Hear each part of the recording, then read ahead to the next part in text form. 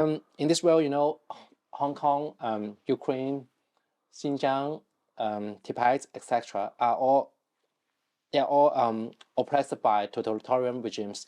So they're either facing genocide or preparing to be attacked. So do you have any message you would like to speak to this group of people?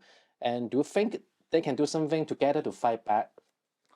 I think for the ordinary man, it's pretty much out their hands, but be prepared, always be prepared.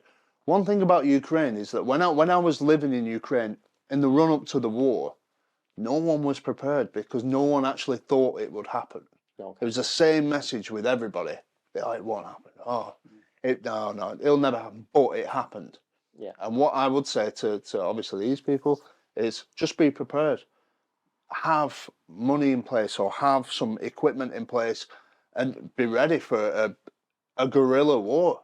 Yeah. Because that's what it will be. And the enemy fears the guerrilla war the most. Yeah? Any enemy will fear the guerrilla war the most. And that's one thing that Uda always say. Yep. Is that, it's the biggest fear for any oppressive nation. It's somebody fighting back. Yeah. Not somebody who's going to roll over. Yeah. Because they wasn't prepared. So in my opinion, just be prepared, because things are happening across the world. They're only happening because we're letting it happen. Yeah. If we don't let it happen and we show support for Ukraine and be ourselves prepared for what might happen, then that's the best chance that we've got. Yeah, in my opinion. Yeah, I've heard. I just found some quite similar with our Hong Kong people talking a few years before. We call it flock theory.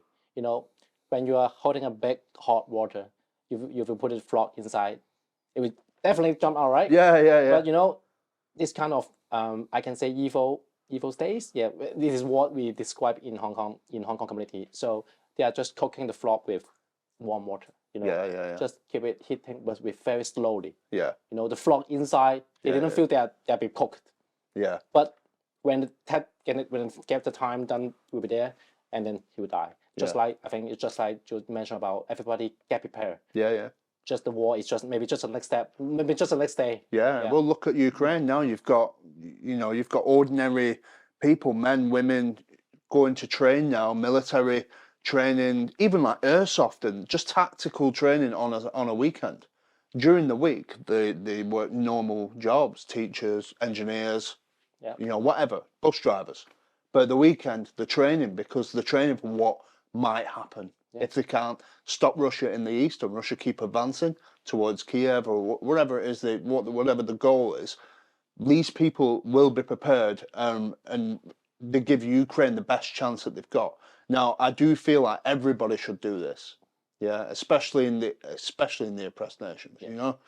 Go out, get the equipment that you might need to fight. If you're willing to fight, then buy the equipment, keep it in the storeroom. Because one day it's coming. Yeah. Unless we stop the dictatorships. Yeah. So that's my advice, and I think it's the best advice because, that's the best chance that you're going to give your nation if that's what you want to fight.